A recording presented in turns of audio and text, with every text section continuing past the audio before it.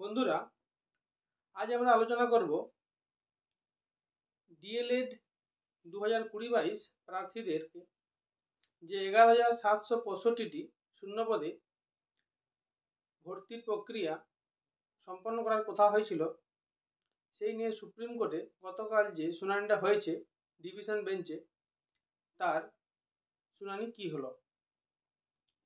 তো কেসটা যথারীতি উঠেছিল সুপ্রিম কোর্টে ডিএলএড 2020-22 মামলার কোর্ট নাম্বার 7-এ কেসটা উঠেছিল।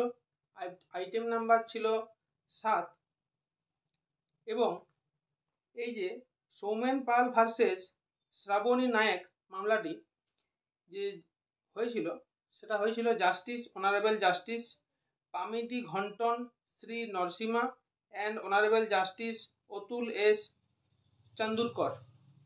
এই অনারেবল জাস্টিসদের ডিভিশন বেঞ্চে হয়েছিল শুনানিটা, 17 নম্বর সিরিয়ালে ছিল। তো এটাতে 3টি মামলা টোটাল ট্যাগ ছিল। তো কেসটা যথারীতি উঠেছিল এবং এই কোর্টের সামনে আর কি, ডিভিশন বেঞ্চের সামনে, জাজদের সামনে, অনারেবল জাস্টিসদের।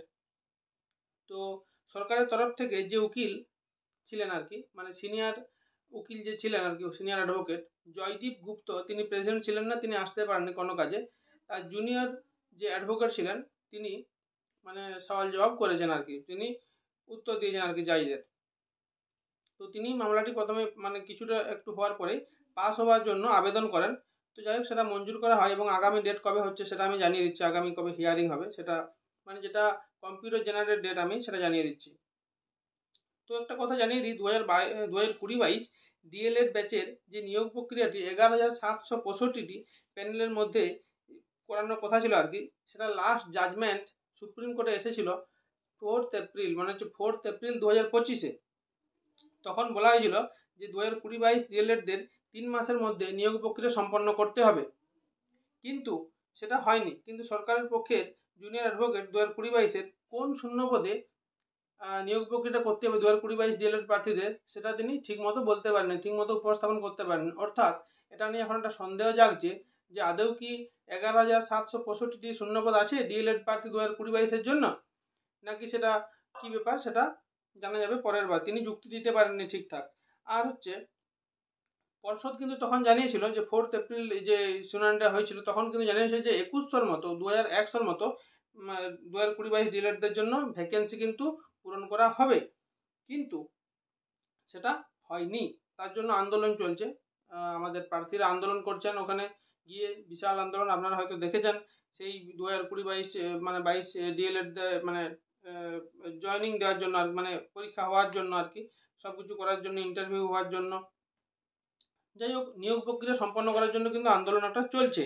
তো এটার আগামী ডেট কিন্তু পড়েছে 9 সেপ্টেম্বর 2025। কম্পিউটার জেনারেল যেটা ডেট পড়েছে 9 সেপ্টেম্বর 2025, সেদিন শুনানিটা হবে। সিনিয়র অ্যাডভোকেটকে জাজরা বলেছেন যে পামিতি ঘন্টন, honourable justice Pamidighantam, Sri Narasimha এবং অনারেবল জাস্টিস অতুল এস চন্দরকর এর ডিভিশন বেঞ্চ থেকে বলা হয়েছে যে সেদিন যেন সিনিয়র অ্যাডভোকেট অর্থাৎ জয়দীপ গুপ্ত যেন উপস্থিত থাকেন, অ্যাডভোকেট জয়দীপ গুপ্ত যেন উপস্থিত থাকেন, এবং 4 এপ্রিল 2025-এ যে শুনানিটা হয়েছিল, কেন নিয়োগটা সম্পন্ন হয়নি এবং কত ভ্যাকেন্সি আছে, ভ্যাকেন্সি কেন পূরণ করা হয়নি, আদৌ কি সেই ভ্যাকেন্সিটা আছে, কত শূন্যপদে পূরণ করা হবে, কত শূন্যপদে মানে নিয়োগ করা হবে, সেই সমস্ত সব কিছু এভিডেভিট দিয়ে কোর্টে আগে জানাতে বলেছে, তারপরে সেদিন শুনানিটা হবে। তো আগামী শুনানি কি হয় দেখা যাক।